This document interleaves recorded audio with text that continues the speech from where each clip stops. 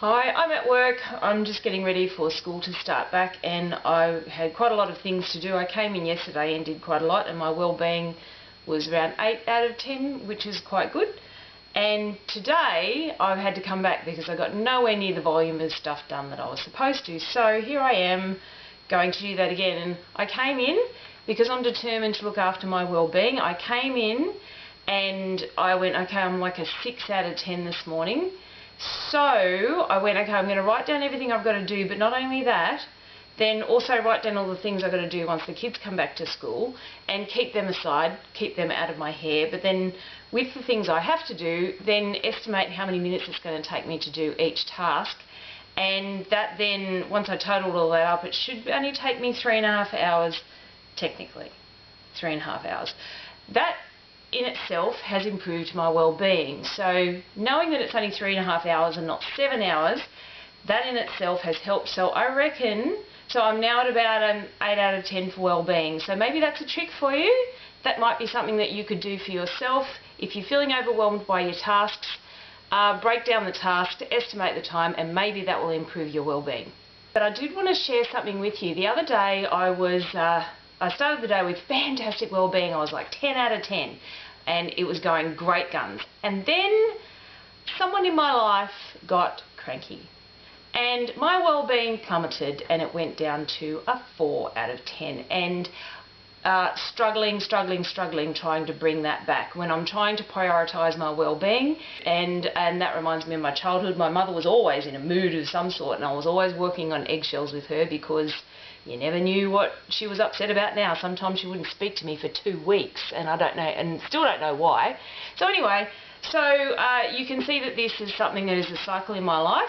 And I'm an empath. I absorb people's energy and I sort of allow them to take my energy, I guess. So there was 2 things that I did and I thought, well, what can I do? The first thing was I started off just seeing if this would work. And I imagined a ball of light inside my heart. And then I expanded that ball of light to get bigger and bigger and bigger like a bubble and to push out any negative energy as it went, and for all of that negative energy to sort of kind of like sit like crust on the surface of the bubble. And so the bubble expanded. I expanded that in my imaginary, in my body, to take all the negative energy so it all just gets stuck to the outside of this bubble until it was out of my body. And then I imagined moving that bubble to that person and for the bubble to sort of like pop and sort of like end up like glad wrap on that person, so that negative energy was where it belonged. And that in itself improved me from a 4 out of 10 well-being to a 7 out of 10 well-being. And I was amazed that that actually helped. So that was technique 1. Later in the day, that person was still in a mood. Again, I found myself back in a 4 later on in the day. And I thought, okay, is there something else I can do? And then I remembered something that had been on the internet, and someone on YouTube had put this out there, and they said, look, people like me who have survived a childhood where you always had to adapt to somebody else, that we tend to send our energy out to other people to fix the situation, to fix the person. And that never works, does it? Ever. Has it ever actually worked? Like, you know what I'm talking about, right? I'm sure it's never worked for you. It hasn't worked for me, but that doesn't stop me doing it, because you always think you can help that parent by bending to whatever their needs are. Trust me, it doesn't work. So, and here I am with this cycle. So I thought what I would do, this person suggested, instead of sending your energy out to the other person, which you may not realise that you're doing, you're just sending your energy to this person, which leaves you with not much, is to, like a vacuum, bring it back in, like suck that energy back into your body, back into yourself, back into your chest area. And that's what I did. I sort of like I did the vacuum thing and sucked the energy back into myself, and I ended up as an 8 out of 10, like that. I've never had that happen before. So now there are 2 techniques that you can use if someone is sapping your emotional energy level, to try to protect your emotional energy level so that you can keep some, or keep your levels high, to look after yourself in a way that truly actually matters. Well, I've had a big few days, and this morning I woke up and I just went, how do I feel? And I'm like, a 5 or a 6 out of 10 for emotional energy, and my mission is try to improve my emotional energy levels. And then when I was trying to put my finger on how I felt, I couldn't. Like, there was it was hard to describe. It was a mess. And then I remembered, okay, well, I've got my chart that I made years ago, which is the emotion chart. So I'm going to show you, because what I did was my emotion chart, and that explained to me why I couldn't describe how I feel, because there's so many things I was feeling at the time. So I'm going to show you. This is my emotion chart, and it starts with, on this side, positive emotions, and then on this side it's negative emotions. And as you can see with all the ticks of where I was at on my emotions chart, that I was everywhere. Then what I do then is I look at the ones where my positive emotions are the lowest, and I came up with these ones and circled them, and my negative emotions are the highest, and I came up with these ones and circled them.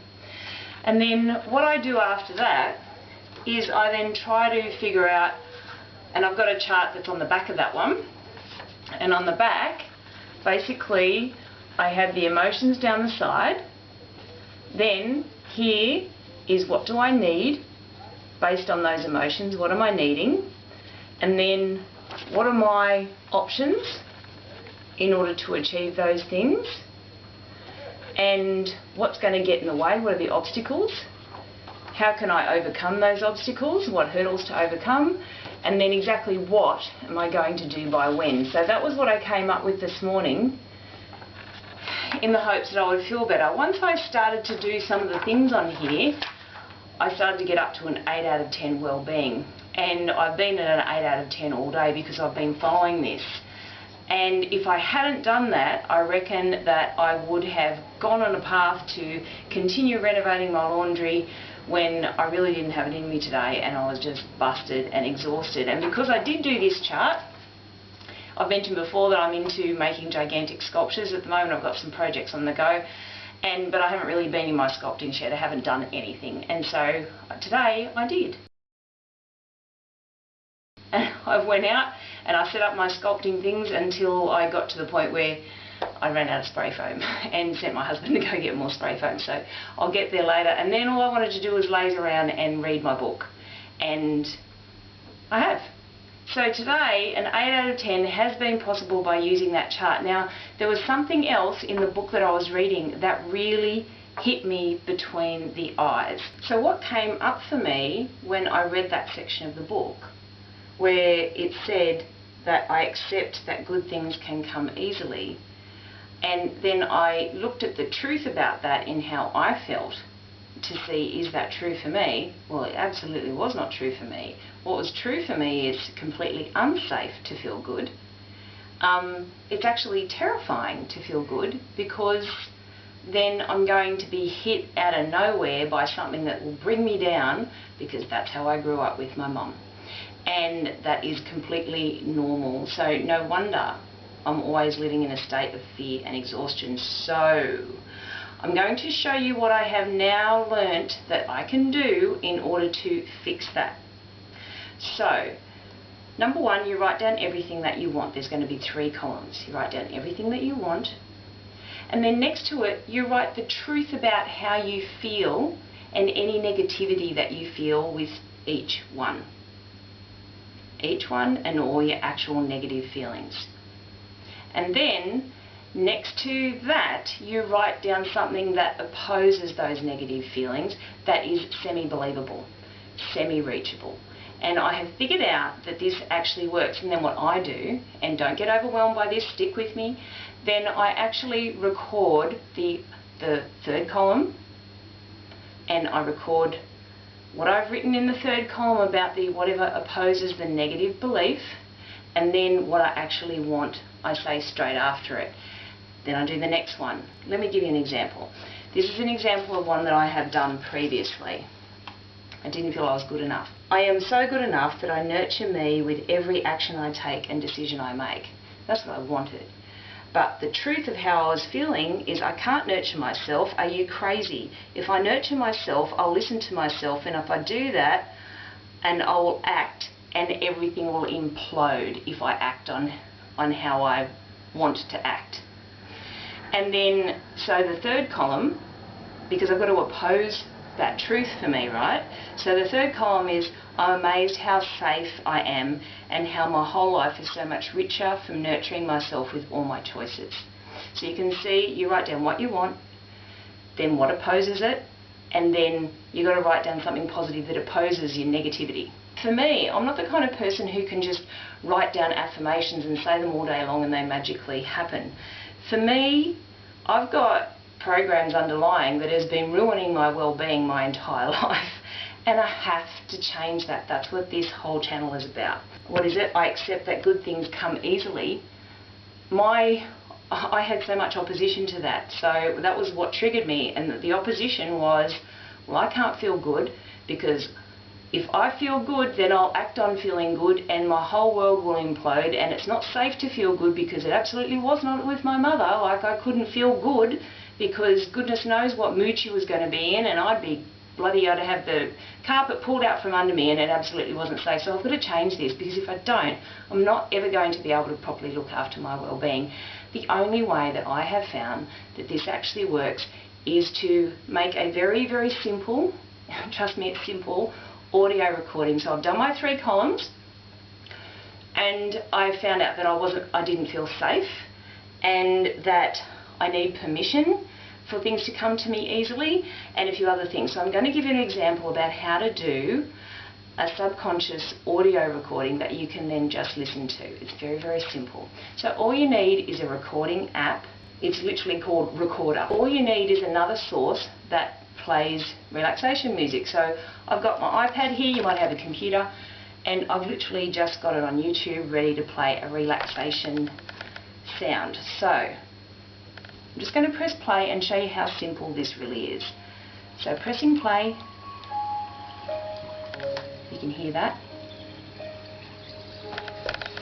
With your recorder, you just go to your recorder and you press record.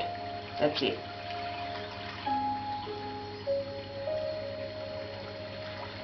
Now listen.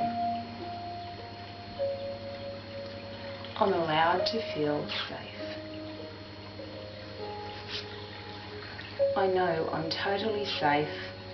I'm allowed to accept the flow of good feelings from the universe. It is safe to feel good. I have permission to feel good all the time. I can bask in feeling good all day, every day. Feeling good is allowed to come to me easily. I accept that good things can come easily.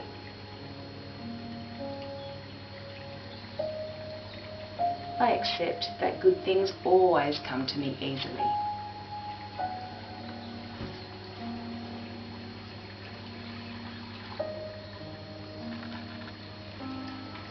Okay, I'm just going to save that as good feelings, and then what I typically do is I listen to that as I'm going to bed at night. I'll just turn that off. I listen to that as I'm going to bed at night, and something about that just rewrites my subconscious. I feel different in the morning. I approach the day differently. So now that I realise that I have this subconscious programming that good things couldn't come to me easily, I've got to change that in order to look after my well-being, because this channel is all about looking after my emotional well-being and trying to make sure my emotional well-being is 7 out of 10 or higher every moment of every day. That is the mission on this channel. Now, last week I put up a video and I said the experiment was, and it still is really, but that's not what this channel is about. The experiment was, will I lose weight by just looking after my well-being? Because I just wondered if that would happen whilst I prioritise my well-being. And it's interesting because a couple of days ago I thought, I'm feeling slimmer, I'll just measure myself. Around my hips, in fact, I had actually lost 4 centimetres. Okay, so I'm not going to assume that that's because for sure, absolutely, looking after my well-being has been the only thing. Yes, but I always exercise, I always have, and so that has never changed. I haven't changed what I'm eating. In fact, I actually went out with friends more and drunk more and things like that, so it wasn't, like, it's not for a lack of calories that I've lost weight, trust me. So I don't know, but we'll just see how this pans out. I reckon this might take some time to come to fruition, whether it's actually true that I have or I do lose weight from looking after my well-being, but that is not the point of this channel. The point of this channel is to look after my well-being and prioritise it. So what I have found is if I listen to my soundtrack and I haven't done that bit where I oppose the negativity first, it's like I'm trying to stick tiles to a wall without any glue and it just slides off. And I can't actually absorb what it is that I want to create or manifest or have in my life. So what I have learned is that I have to do that. What is negative? What am I negatively opposing? I've got to oppose the negative thoughts and emotions and come up with my list of alternatives, and that sort of acts like tile glue. So it's almost like on the wall, putting those beliefs first. For example, I'm allowed to feel safe. It's safe to feel good. For me, those bits are the glue so I can stick the tile of I accept that good things can come easily to the wall, because without me doing that in the first place, what I'm trying to manifest or change in my subconscious level doesn't do it. Like, it doesn't stick to the wall and it doesn't stay put. But I find that if I use that 3-column method and I record the positive oppositional side and then what I'm wanting straight after it for each one, then I find that the belief actually tends to stick to my subconscious somehow, and then things can get better from there. So I'm going to be listening to that audio that I've just produced with you, and I'll keep you posted and let you know how things have changed as a result.